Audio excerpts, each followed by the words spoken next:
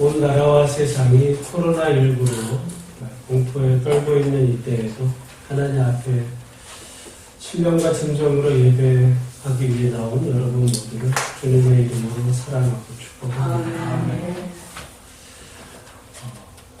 저는 이제 이번 우리 코로나19 문제를 보면서 사실은 조만간에 치료제가 나올 것이고 또 그 가운데 일부의 어떤 희생당하는 분들은 있을 수 있겠지만 이것도 곧 지나가게 될 것입니다. 저는 그러면서 한 가지 더 드는 생각은 이 코로나 이 문제로 사람들이 두려워하지만 정작 제가 볼 땐 더 두려워해야 될 일들에 대해서는 두려워하지 않아요. 그게 뭐냐면 지구 온난화입니다. 지구 온난화. 이거는요 돌이킬 수가 없어요. 그건 치료제가 없어요. 이 코로나는 그러니까 현 나라가 이렇게 돼서 다 죽을 것 같지만 사실은 치료제만 나오면 다 해결되는 문제예요. 이번 주가 고비라 그러고 또 많은 교회들이 또 오늘도 이렇게 예배를 절제하면서 있고 사실은 우리 가까이에 있는 한 교회가 저 어제 소식을 들었는데 인터넷 기사에도 실시간 순위로 올라왔더라고요. 한 교회가 요 바로 근처 우리 노예에 가까운 목사님입니다. 한 2달에 한 번씩 이렇게 밥 먹으면서도 만나는 교회에 이제 누군가가 그게 확진자가 생겨서 그분 동선이 여기 지금 우리 옆에 있는 명가원 설렁탕 집에를 들렸다. 그래서 사실 제가 어제 집에서 저녁에 이제 교회에서 이렇게 오려고 밤 8시 넘어서 오다가 한번 봤어요. 봤더니 거기 24시간이잖아요. 문을 닫았습니다. 우리 가까이에도 이런 부분들이 있어서 잘 지금 대처하고 있는 이런 과정 가운데 저는 이것이 잠시 지나가지만 그러나 이 지구 온난화 문제는 아주 심각한 문제고 제가 이렇게 많이 읽는 책 저자 가운데 제레미 러피키는 지구에게 남겨진 시간은 약 50년이라 그랬어요. 예언 같은 말입니다. 50년 내에 이게 돌이키지 않으면 우리 자녀들 때 코로나는 비교도 안 되는 재앙이 이 땅에 온다는 이 사실을 우리가 한번 알면서 이번 기회에 하나님의 은혜로 잘 넘어가지기를 위해서 기도하고 우리 당대에 지나는 게 아니라 우리 다음 때에도 우리 대대손손 하나님이 주신 이 아름다운 세상을 정말 누리며 살아갈 수 있도록 위해서 기도하는 우리 모두가 다 되시기를 주님의 이름으로 축복합니다. 저는 오늘 본문 전도서 5장 말씀 가운데 특별히 7절에 보면 하반절에 이렇게 합니다. 오직 너는 하나님을 경외할지니라. 우리 한번 다 같이 한번 따라하겠습니다. 오직 너는 하나님을 경외할지니라. 오늘 그래서 이 말씀의 제목을 가지고 우리가 하나님을 경외하는 삶에 대해서 전도서 말씀을 가지고 살펴보기를 원하는데요. 전도서는 지혜의 말씀입니다. 성경에는 몇 가지 지혜의 말씀이 있는 가운데 대표적인 게 잠언이죠. 잠언에서는 지혜는 뭐냐? 그 지혜의 근본은 하나님을 경외하는 것이다. 그래서 하나님을 경외하는 이런 삶에 대해서 아주 많이 이렇게 언급이 되고 있는 가운데 오늘 우리 전도서는 우리가 잘 아시지만은 전도서 1장, 2장에 보면 헛되다고 이야기하거든요. 근데 그 헛되다는 게 인생이 헛되다는 것이 아니라 해 아래서 사는 삶이 헛되다. 그러나 해 위를 우리가 비록 해 아래서 살지만 해 위를 바라보며 하나님의 뜻 안에서 사는 삶은 헛되지 않은 거예요. 그건 값진 것이고 의미 있는 인생이다. 제가 그래서 지난주에 의미 있는 인생에 대한 말씀을 드렸잖아요. 여러분, 우리에게 주어진 인생은 일생입니다. 이거는 뭐 우리가 나중에 무슨 뭐 다시 태어나고 뭐 또 다른 삶을 살고 그런 것이 아니라 하나님이 주신 한 번뿐인 이런 인생을, 일생을 어떻게 살아야 되는가 중요하죠. 여러분, 돈은 있다가도 없을 수 있고 없다가도 있을 수 있어요. 그러나 지나간 시간은 다시는 돌아올 수 없는 거거든요. 그래서 우리의 삶을 의미 있고 값지게 사는 것이 그 지혜로운 삶인데, 그것이 특별히 하나님을 경외하는 삶. 그래서 오늘 이 말씀으로 저는 세 가지를 살펴보기 원하는데, 첫 번째가 하나님을 경외하는 삶은 하나님과 바른 관계를 맺는 삶이다. 우리 한번 따라하겠습니다. 하나님을 경외하는 삶은 하나님과 바른 관계를 맺으며 사는 것이다. 여러분, 우리가 하나님을 믿어도 하나님과 불편한 관계로 신앙생활하는 경우도 있어요. 예를 들어 이단에 빠진 사람들은 그렇다고도 보겠죠. 하나님을 믿어야 나름. 그러나 그것이 잘못된 관계로 하나님을 믿거든요. 어떻게 보면 그 보내줬던 그 모든 시간들, 거기에 들어갔던 모든 물질들 돌아놓고 보면 그건 정말 헛된 것에 인생을 소비하는 삶인데, 하나님을 올바로 경외하는 삶은 하나님과 바른 관계를 맺는 것이고, 여러분, 사람과도 관계도 마찬가지예요. 사람과 이 올바른 관계 가운데 살면 행복하죠. 여러분, 부부가 살아도 부부가 서로 사랑하며 행복한 이 올바른 관계에 살면 하나님께서 주시는 그 안에 행복이 있습니다. 그러나 만약에 가정의 부부나 이 부모 자녀 관계가 잘못되면 그런 관계 속에 사는 그 가정만큼 불행한 관계가 없거든요. 불행이거든요. 여러분, 우리가 하나님을 만약에 믿는다 그러다 하나님과 바른 관계가 아니라 하나님을 만약에 믿는데 하나님을 만약에 떠나면 하나님이 나를 치실까봐, 하나님이 나를 때릴까봐, 그것이 두려워서 하나님을 이제 믿는 어떤 그런 믿음의 동기로 여러분 하나님을 믿는다고 하면, 하나님을 믿는다고 그러지만 늘 그 믿음 생활이 행복할 리가 없어요. 여러분, 우리가 하나님을 잘 믿어야 되지만 하나님과 좋은 관계 속에서 행복한 믿음 생활을 할 수 있는 우리가 되어야 될 줄로 믿습니다. 그러면 그 하나님과 바른 관계를 맺는 그 첫 번째는 하나님 앞에서 올바른 예배를 드리는 것인데요. 오늘 본문 1절 말씀을 같이 한번 읽어보겠습니다. 시작. 너는 하나님의 집에 들어갈 때에 내 발을 삼갈지어다. 가까이 하여 말씀을 듣는 것이 무미한 자들이 점을 드리는 것보다 나으니 그들은 악을 행하면서도 깨닫지 못하느니라. 아멘. 여기 예배를 드려도 올바로 예배를 드려야 되는 말씀이에요. 여기 제물 드리는 사람에 대한 이야기가 나옵니다. 하나님의 집에 들어가는 거죠. 그런데 여기 수식어가 뭐가 되냐면 우매한 자들이 제물 드린다, 이렇게 얘기해요. 우매한 자들이 제물 드린다. 하나님을 예배하지만 우매한, 바보스러운 그런 예배도 있다는 겁니다. 잘못된 동기로 드려지는 예배.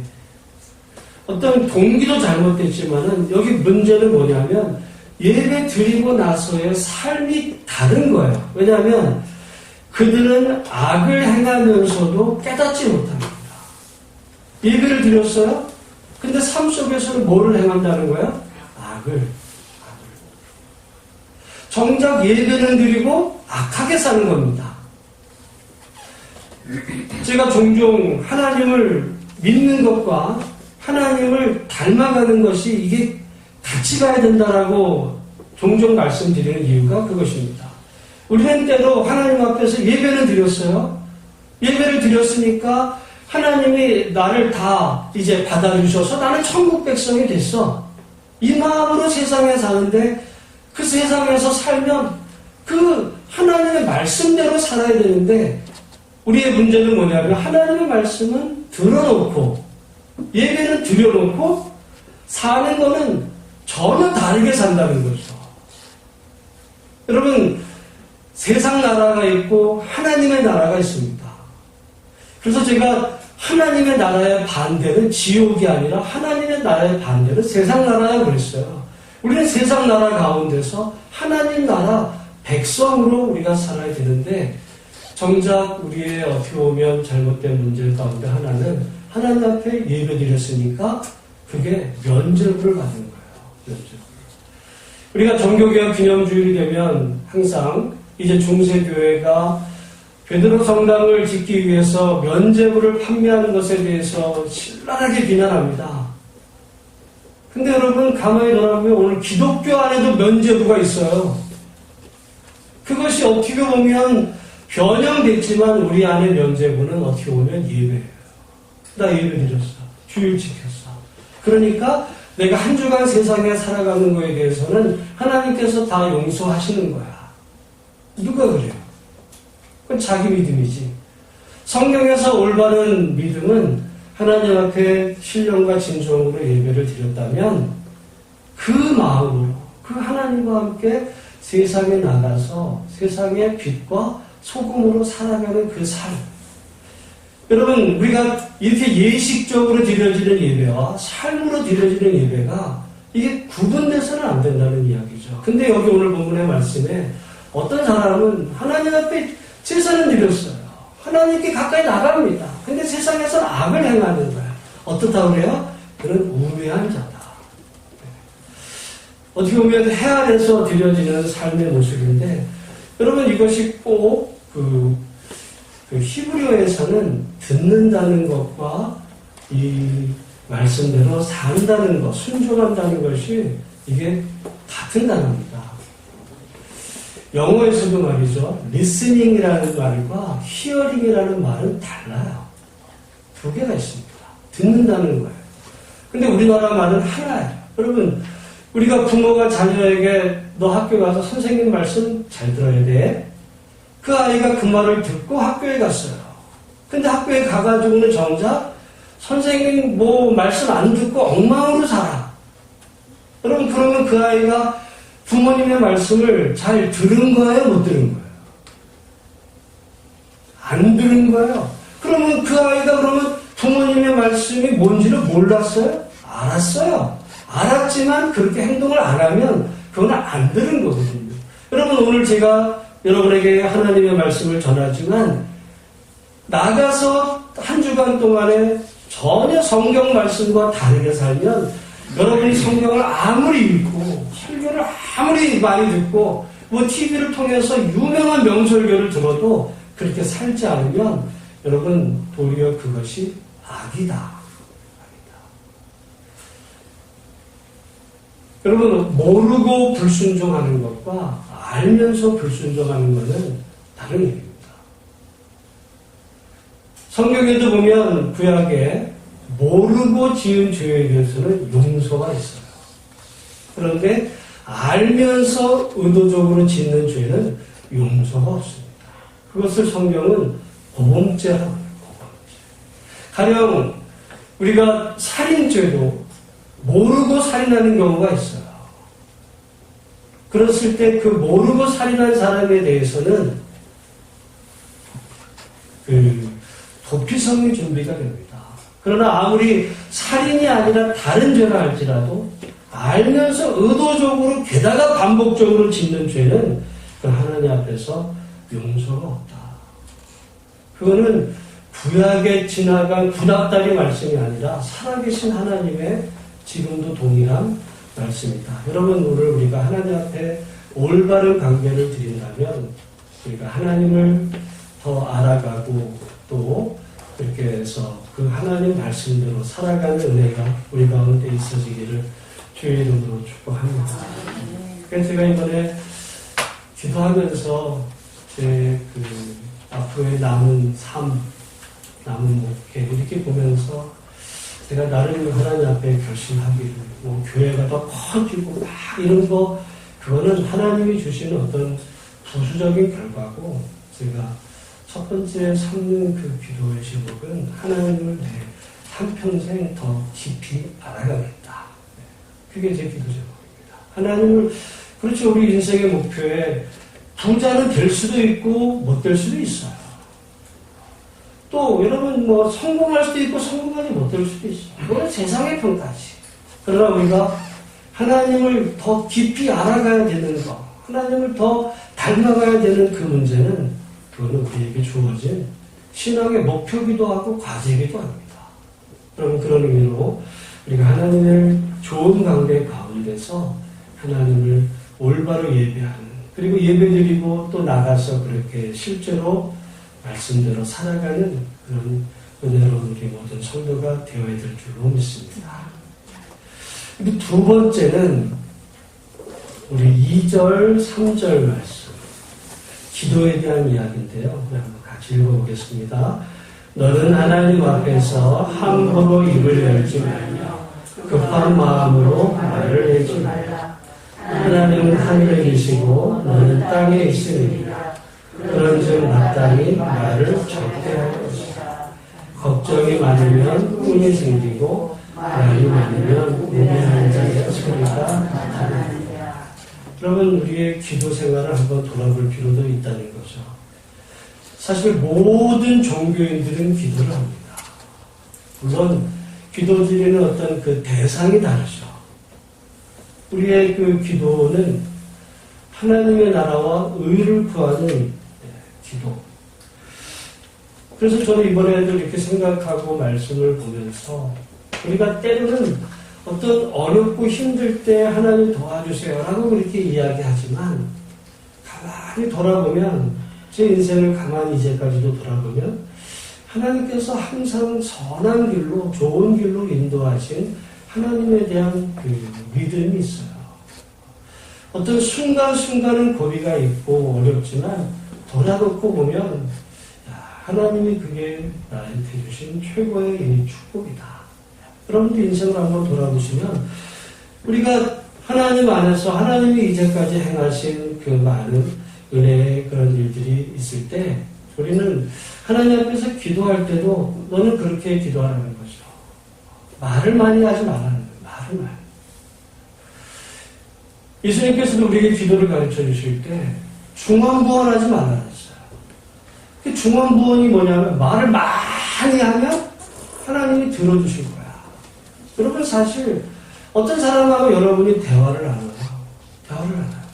근데 그냥 말을 많이 해. 여러분 듣기 좋아요? 상대방의 말을 들어보지도 않고 계속 자기 얘기만 해. 지겨워요. 그 말은 듣기도 괴롭습니다. 게다가 여러분, 근데 여러분 만약에 여러분이 어떤 누군가를 만났는데 여러분이 정말 존경하는 어떤 분을 만났어요. 그 사람 앞에 가 여러분 말을 많이 할 수 있겠어요? 여러분 상대방을 향해서 말을 많이 한다는 거는 나를 그 사람을 약간 자기랑 동격으로 보기 때문에 말을 주저리 되지도 않는 말을 막 하는 것이지. 여러분 만약에 가령 대통령을 만났다고 생각해보세요. 또는 어떤 중요한 누군가 여러분을 만났다고 생각하면 어떻게 생각하겠어요? 내가 저분한테 뭘 얘기를 할까? 부탁할 게 있으면 내가 조리 있게 뭘 부탁할까? 이렇게 해서 자기의 마음을 추스려서 얘기를 하잖아요. 오늘 말씀에도 여기 본문에 이렇게 이야기합니다. 하나님은 하늘에 계시고 너는 땅에 있다. 다르다는 거의 격이. 물론 여러분 우리 부모와 자녀 관계 가운데보다도 하나님은 하늘에 계시고 우리는 땅에 있는 도저히 넘어설 수 없는 이 관계 가운데 마치 내가 막 이야기를 해야 그분이 들으실 것 같이 우리가 그런 마음에서 하나님 앞에 만약에 기도를 그렇게 한다면 하나님을 어느 정도는 무시하는 겁니다. 그러니까 우리가 기도할 때 한번 곰곰이 생각해 보면 하나님이 이제까지 우리의 인생을 선한 길로 인도해 주신 그 주님 앞에 우리의 마음을 담아서 하나님 사랑한다고 고백하고 여러분의 기도의 제목을 아뢰면 그분이 귀머거리가 아니에요. 귀머거리가 아니에요. 들으시게 됩니다. 특별히 하나님은 저는 하나님은 우리의 말소리를 듣는 게 아니라 우리의 마음을 보십니다. 하나님은 항상 우리의 외모가 아니라 우리의 마음의 중심을 보신다 그러잖아요. 그러니까 여러분 우리가 기도할 때도 하나님과 바른 관계 가운데서 하나님 아시죠? 저는 사실 그거는 다 된다고 봐요.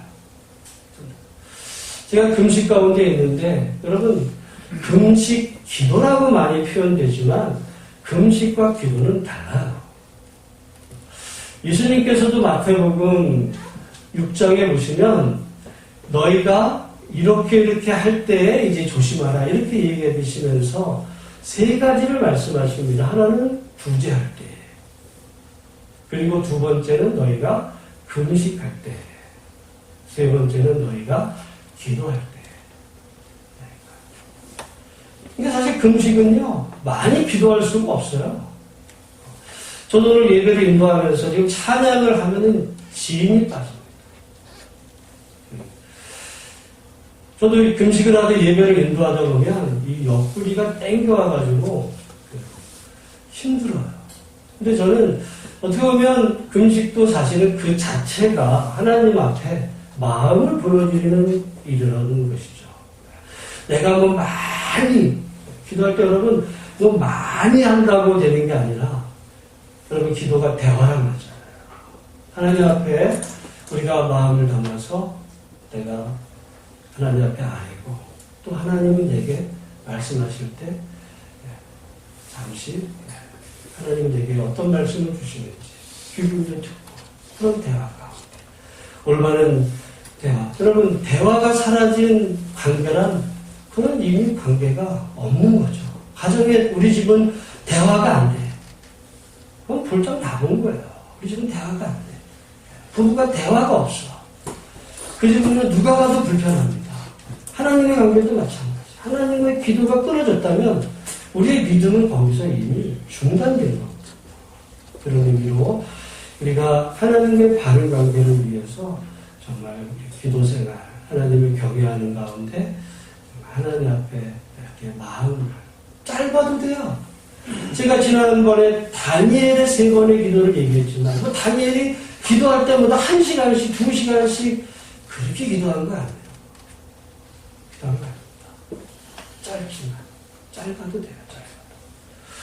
짧지만 하나님 앞에서 자기의 마음을 담아 기도하면 하나님께서 우리의 기도 소리보다 저는 하나님이 우리의 마음을 들으시고 선하게 응답해 주실 줄로 믿습니다.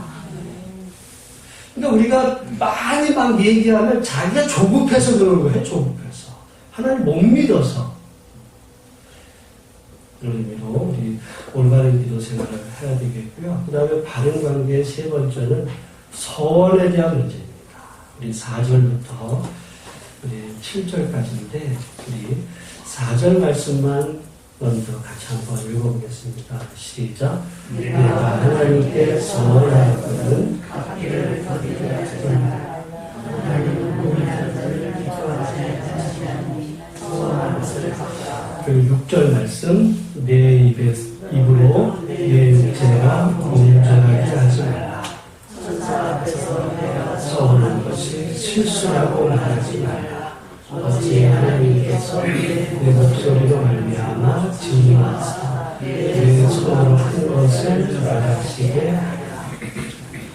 여러분 기도 중에 막 말을 많이 하다 보니까 그때 덜렁 뭐를 해요? 서원을 합니다.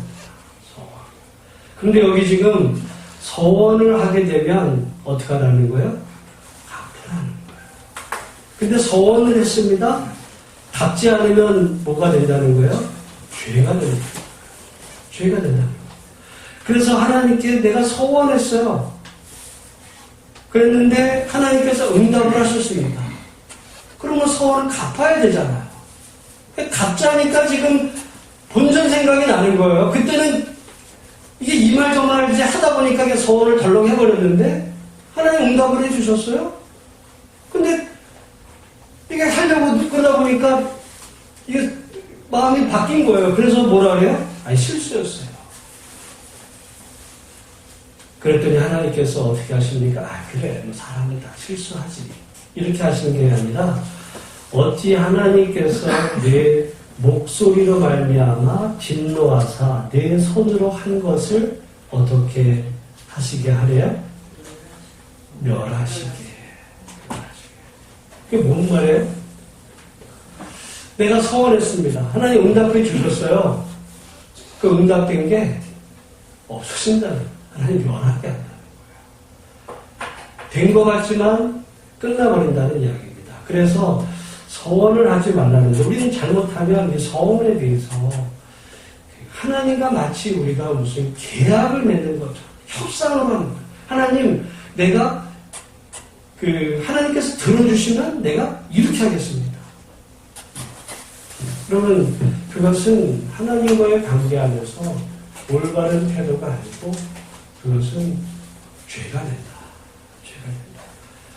뭐 사실은 그 서원할 때 좋은 마음이 없겠죠. 뭐 나쁜 마음으로 하나님 앞에 서원하는 사람이 어디 있겠어요. 그런데 서원을 그러니까 우리가 함부로 하지 말라. 그래서 여러분, 그러니까 기도할 때 함부로 하지 말라는 거예요. 함부로. 뭐 작정도 함부로 하지 말고. 그러니까 하나님 앞에서 신중하게 우리의 마음을 담아서 기도하고, 그리고 하나님께서 응답하셨다면 그것에 대해서 서원하는 것을 갚아라. 그렇지 않으면 어떻게 된다는 거야? 그냥 없어지는 게 아니라 우리가 한 것을 하나님께서 거두어 가신다는 겁니다. 거두어 가신다. 제가 전에 교회에서 2억을 작정을 했고 1억을 헌금을 아파트를 팔아서 한 후에 이제 나올 때 이런 문제가 고민이 됐어요. 그래서 제가 제일 먼저 얘기를 했던 부분은 1억을 이제 제가 형식상으로는 받는 것으로 하고, 그리고 교회에 완납하는 걸로 하기로. 왜냐하면 사실은 없었으니까. 그 나머지는 없었어요. 있으면 했죠. 없었어요.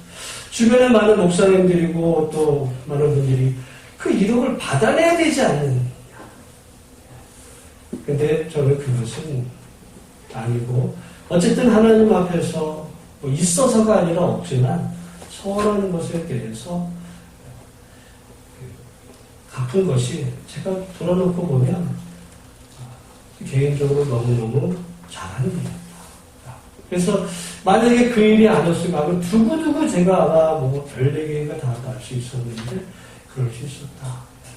근데 뭐 나중에 뭐 듣고 보니까 또 제가 사실은 그거를 챙겼다. 이런 얘기들도 헛소문도 막 도는데 세상에 별말들이 다 있지만, 여러분, 우리가 하나님 앞에서 우리가 서운한 부분들에 대해서 우리 선하신 하나님께 맡기고, 여러분, 때로는 그것이 나에게 손해가 될까 하여 하나의 실수였어요.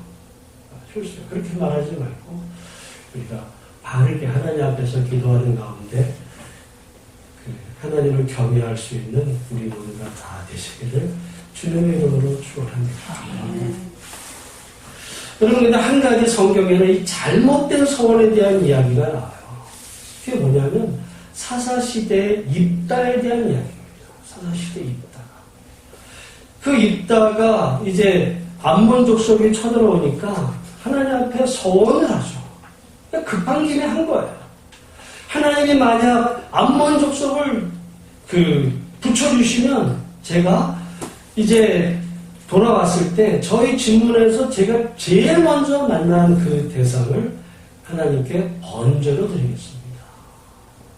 그렇게 한 거예요. 근데 하나님께서 승리하게 하셨고 집에 들어오니까 처음 만난 사람이 누구였어요? 자기 딸이었어요. 게다가 외동딸.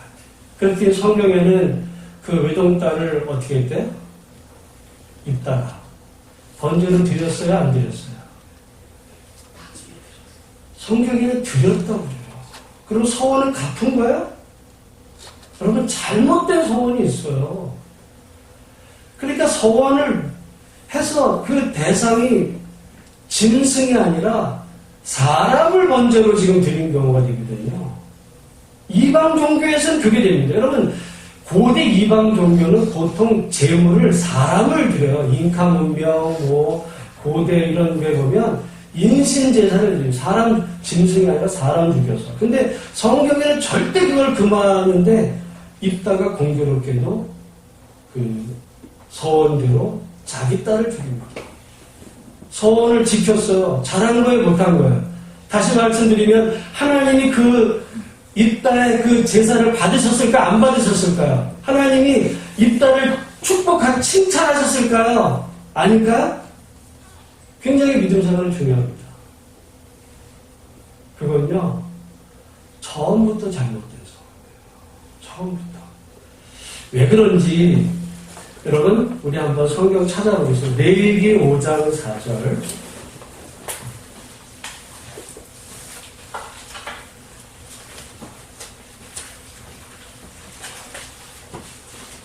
레위기 5장 4절부터 6절까지 말씀. 같이 한번 읽어보겠습니다. 시작. 만일 누구든지 입술로 맹세하여 악한 일이든지 선한 일이든지 하리라고 함부로 말하면 그 사람이 함부로 말하여 맹세한 것이 무엇이든지 깨닫지 못하다가 그것을 깨닫게 되었을 때에는 그중 하나에 그에게 허물이 있을 것이니 이 중 하나에 허물이 있을 때에는 아무리 잘못하였느라고 자복하고 그 잘못으로 말미암아 하나님께 속죄제를 드리되 양떼의 암컷 어린 양이나 염소를 끌어다가 속죄제를 드릴 것이요 제사장은 그의 허물을 위하여 속죄할지니라. 그러니까요, 입다는 자기 딸을 제물로 드릴 것이 아니고 아까워서가 아니라 하나님이 사람 죽여서 드리는 예배를 받으시겠어요? 그러니까 여러분, 믿음 생활에도 상식이 필요합니다. 믿음 좋다고 광신자가 되면요, 그건 절대로 하나님이 용서하시는 일이 아니에요. 그런데 오늘 본문의 이 말씀에 입다가 그러니까 깨달았어야 돼요. 말씀을 알았어야 돼요. 그러면 어떻게 해야 됩니까? 아, 이게 잘못됐구나. 내가 급한 김에 했지만 잘못됐다는 걸 알았으면 뭐라고 얘기하냐면 내가 잘못되었노라고 자복하고 하나님 앞에 하나님 내가 급한 김에 했습니다. 근데 하나님은 사람을 죽여서 드리는 예배를 받으시는 분이 아니라는 사실을 내가 알게 되었는데 그럼 어떻게 할까? 그러니까 실수였어요 라고 그냥 넘어가면 안 되는 거예요. 대신 여호와께 속죄제를 드리는 거예요. 그 속죄제를 양떼의 암컷 어린 양이나 염소를 끌어다가 속죄제를 드립니다. 여러분, 그러니까 우리가 성경을요, 사사기만 읽지 않고 레위기를 같이 읽으면 그 입다에 대한 답이 있는 거예요. 우리가 때로는 인생을 살다가 어리석은 그런 그 일을 저질렀을 때에도 하나님 앞에 자복하고 하나님 내가 잘못했습니다. 근데 여러분, 그게 자기에게 손해가 될까요? 그래서 철회하면 그거는 자기가 이루어진 그것도 없어지지만 지금 입다의 경우는 어떤 재물에 대한 이야기가 아니라 사람을 죽이는 문제에 대한 거는 그건 잘못됐거든요. 처음부터 잘못됐을 때는 그것을 속죄제를 드리면 하나님께서 선하게 응답해 주신다. 여러분, 그런 의미에서 하나님을 과연 올바른 믿음 생활에 우리가 하나님 앞에 예배드리지만 예배드린 대로 살아야 되고 하나님 앞에서 바른 기도를 드리고 하나님과 약속한 것이 있다면 그것을 반드시 지키는 그런 믿음이 되기를 주의 이름으로 축복합니다. 여러분, 사람과의 관계도 마찬가지예요. 약속을 했어요. 약속을 했어. 근데 어떤 사람이 자기 약속을 해놓고 깨버려. 약속돼서 내가 약속한 대로 그 상대에게 나는 했어요. 근데 그것이 됐는데 그 상대방은 그 약속을 깨버리면 신뢰가 깨진 거죠. 관계는 끝난 겁니다. 하나님과의 관계도 마찬가지. 그 다음부터 아무리 내가 다른 걸로 내가 할게요. 깨진 그 항아리를 다시 회복시키는 방법이 없기 때문에 여러분 그런 의미로 우리가 되어야 될 줄로 믿습니다. 오늘 본문에 우리가 읽진 않았지만 여러분 우리 8절 말씀을 한번 같이 읽어보겠습니다. 시작.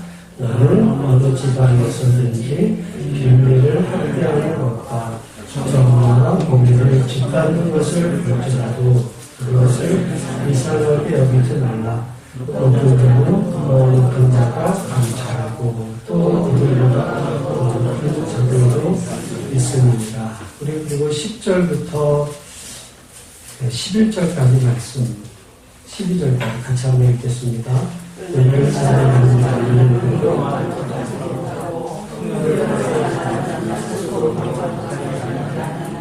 이것도 세상에 나가지는 어느 자를 마치나니 그 소리는 무엇에 무엇이 되겠다. 어느 자는 먹는 것이 단순이지 없든지 나를 배를 잡으라. 아멘. 여기 하나님을 올바로 경외하는 데에는 올바른 물질 생활을 하는 것입니다. 이제 한번 따라하겠습니다. 하나님을 경외하는 삶은 올바른 물질 생활을 하는 것이다. 여러분 그래서 이런 말이 있어요. 그 사람이 어떤 사람인지를 알려면 그 사람에게 권력을 쥐어줘 봐라. 그 사람이 어떤 사람인지를 알려면 그 사람에게 힘을 줘보라는 거죠. 오늘날은 어떻게 보면 돈일 수도 있겠고요. 어떤 자리일 수도 있습니다. 어떤 사람이 돈이 없고 힘이 없을 때는 되게 이렇게 정말 착한 사람 같아요. 그런데 그 사람에게 힘을 줘보세요. 순간 돌변해요. 그래서 갑질을 합니다.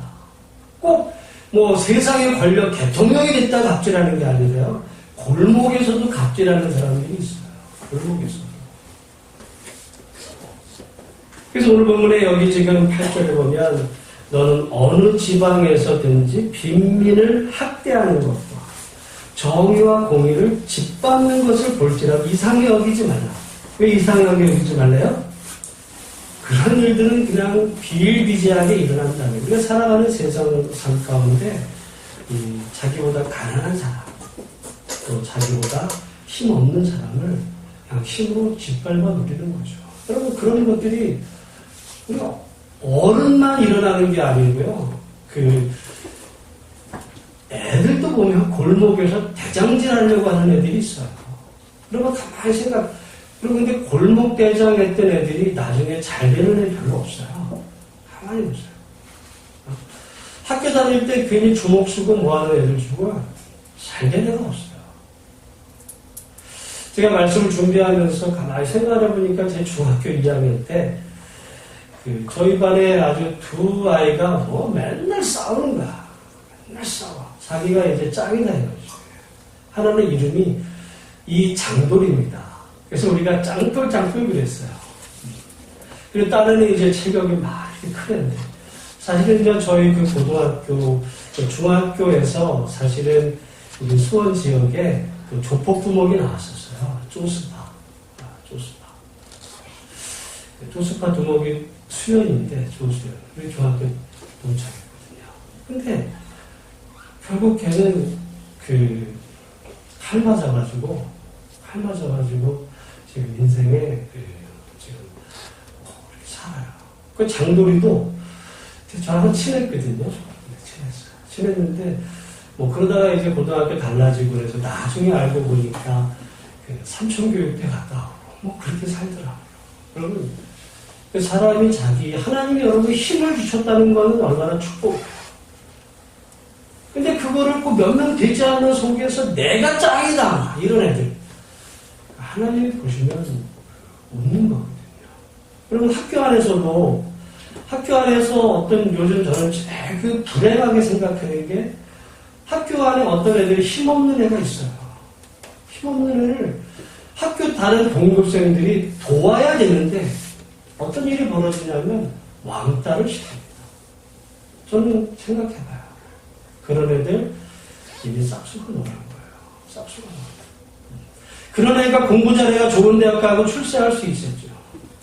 근데 그런 애가 결국은 오히려 사회를 더 병들게 하는 이런 일이 되는 거예요. 뭐 그 사람이 판사가 될 수 있고 검사가 되는데 판검사가 돼가지고 하는 일은 뭐예요? 자기 부귀영화를 위해서 힘없는 자를 밟는 역할로 자기 주어진 그 머리를 쓴다면 자기는 부귀영화를 누리겠지만 그 사회는 병드는 거거든요. 그러니까 우리가 하나님을 잘 믿는 사람은 오히려 하나님이 우리에게 힘과 또는 재물을 주셨을 때 그것을 베풀고 나누는 삶. 그것이 참 믿음이다. 여러분 돈도 마찬가지입니다. 우리가 가난할 때는 검소한 것 같죠. 근데 가만히 보면 하나님 갑자기 땅 부자가 돼가지고 말이죠. 졸부가 됐어요. 졸부가 됐어. 그럼 어떻게 해요? 흥청망청습니다. 외제차 몰고 지금 이렇게 해가지고 남들한테 뻐기고 남 무시하고 여러분 그게 졸부잖아요. 제가 가만히 들으니까 이 중국에는요 진짜 부자들이 어디에 사냐면 그 소주라는 데 살아요. 소주. 여러분 옛날부터 우리는 알죠. 북경만 이런 거 얘기하지만 중국이 아주 전통적으로 가봐야 될 그 도시는 소주와 항주인데 그 중에 이 소주는 정말 중국의 부자들이 이렇게 살아요. 소주. 그래서 우리가 소위 알고 있는 이 중국의 왕서방 이 사람들이 거의 대부분 소주 출신들인데요. 이 사람들이 엄청나게 부자들인데 지금도 부자입니다. 근데 갑자기 졸부가 된 게 아니라 전통적으로 부자예요. 소주를. 근데 그 사람들의 복장을 보면 허름해요. 집 대문도 의리게 한 게 아니라 집 대문은 조그마해요. 근데 들어가 보면 완전히 거기는 왕궁같이. 그러니까 우리가 하나님이 여러분 우리에게 어떤 주신 것들이 있으면 그걸 감사하게 생각하고 그래서 이거를 힘 없는 사람을 짓밟고 남을 무시하는 데 쓰는 게 아니라 만약에 그렇게 쓰면 그 사람에게 주어진 그 재물은 화합니다. 화해요. 그래서 예수님께서 어느 날 그가 소출이 가득해서 창고 곳간에 쌓을 것이 없는 그 사람을 향해서 이 바보야라고 말씀하시고 여러분 하나님을 경외하는 삶은 올바른 물질생활 물질생활에 정직하지 않으면 믿음도 정직하지 않은 거야. 그런 의미에서 여러분 하나님 앞에서 물질생활을 올바로 할 수 있는 하나님 경외하는 성도들이 되시기를 주님의 이름으로 축복합니다. 마지막 세 번째가 우리 18절부터 20절까지 말씀인데 같이 한번 읽어보겠습니다. 시작. 사랑이 하나님께서 그에게 주시사 그 일평생에 먹고 마시며 해 아래에서 하는 모든 수고 중에서 결국은 주시 선하고 하는 말을 내가 원하니 그것이 내게 주시라. 거기까지만 읽겠습니다. 그러니까 하나님께서 그에게 주신 바 그것을 먹고 마시며 누리는 거죠.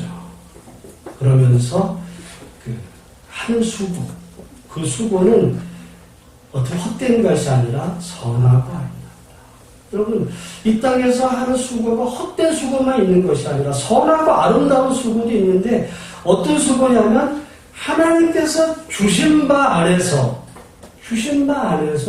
그걸 누리며 사는 삶.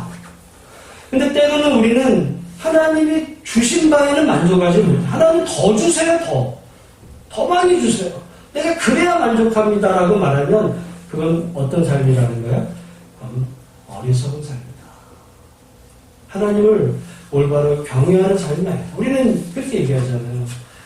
하나님이 모든 것의 주인 되신 하나님께서 오늘 우리에게 주신 분복에 감사할 수 있는 삶, 감사하게 살 수 있는 그 삶이 하나님을 올바로 경외하는 삶이다. 여러분, 미국의 또 세계적인 경제 잡지 가운데 포브스가 있습니다. 이 포브스에서 몇 년 전에 조사를 했어요. 인류 역사에서 최고의 부자가 누구냐? 뭐 인터넷에 보면 가끔 그게 순위가 바뀌기도 해요. 근데 그 순위에 보면 클레오파트라도 한 21위에 들어간대요. 그런데 그 최고 1위가 누구냐면 록펠러라고 합니다. 그러니까 여러분 인류 역사상 최고 부자예요. 그 최고 부자에게 어떤 사람이 와서 물었어요. 당신은 이렇게 부자인데 얼마나 더 있으면 행복하겠습니까? 그때 록펠러가 했던 유명한 말이 있어요. 지금보다 조금만 더. 사람은요 만족할 줄을 몰라요. 여기 사실은 10절에도 그렇게 은을 사랑하는 자는 은으로 만족하지 못하고 풍요를 사랑하는 소득으로 만족하지 못한다. 만족이요. 그러니까 어떻게 보면 부자는 또 그런 사람이 또 부자가 되는지도 몰라요. 그렇게 부자가 됐는데 그런데 어느 날 갑자기 병에 걸렸습니다. 이제는 한 끼도 못 먹는 그런 신사가 됐어요. 그럼 그 엄청난 부자가 됐는데 한 끼도 못 먹는 그런 부자. 이 록펠러는 석유재벌입니다. 석유재벌. 근데 그러다가 자기가 이게 잘못됐다는 것을 알고 자기의 그 욕심을 버리기로 하면서 이제까지는 내가 버는 데 최선을 다했다면 이제 하나님께서 내게 주신 것을 나누자. 그때부터 그의 마음속에 평안이 찾아오기 시작을 했고 그가 98세까지 장수를 했고요. 그 록펠러 재단이라는 것이 미국에서 어마어마한 그 재단 일을 하거든요. 록펠러에 대해서는 극과 극의 이 호불호가 있습니다. 그렇게 록펠러 재단을 통해서 잘한 일도 있지만 워낙 록펠러가 악하게 했던 부분들도 분명히 있어요. 여러분 그런 대기업을 운영하면서 뭐 좋은 일만 자선사업해가지고 부자가 됐겠어요? 잘한 일도 또 어려운 일도 있는데 우리가 그렇게 부자 될 수는 없지만 오늘 말씀에 하나님을 경외하는 삶은 하나님이 주신 분복 거기에 만족하는 삶. 때로는 우리가 만족 못하죠. 하나님 이거 나 너무 불편해요. 나 더 주세요. 이렇게 얘기할 수 있지만 여러분 우리가 하나님 앞에 만족하면 하나님으로 인해 감사합니다. 그러면 하나님께서 우리에게 그는 덤으로 그러니까 우리가 그의 나라와 그의 의를 구하면 하나님을 구하면 나머지는 하나님께서 우리의 필요한 대로 덤으로 주시는 축복이 있다. 그걸 믿는 게 진짜의 믿음이죠. 내가 그걸 위해서 더 많이 기도해서 내가 얻어내야 돼. 그건 자기 욕망의 종교입니다. 그러나 하나님이 주신 분복 앞에 감사하는 그런 믿음, 하나님을 올바로 경외하는 삶이다. 오늘 세 가지를 말씀드렸습니다. 하나님과의 바른 관계를 갖자. 두 번째, 올바른 물질 생활을 하자. 세 번째는 하나님이 주신 분복에 감사하는 삶. 그렇게 우리가 믿음으로 살 때 그 사람이 하나님을 진정 경외하는 사람이고 그 사람에게 하나님의 한없는 은혜와 축복이 임하게 될 줄로 믿습니다.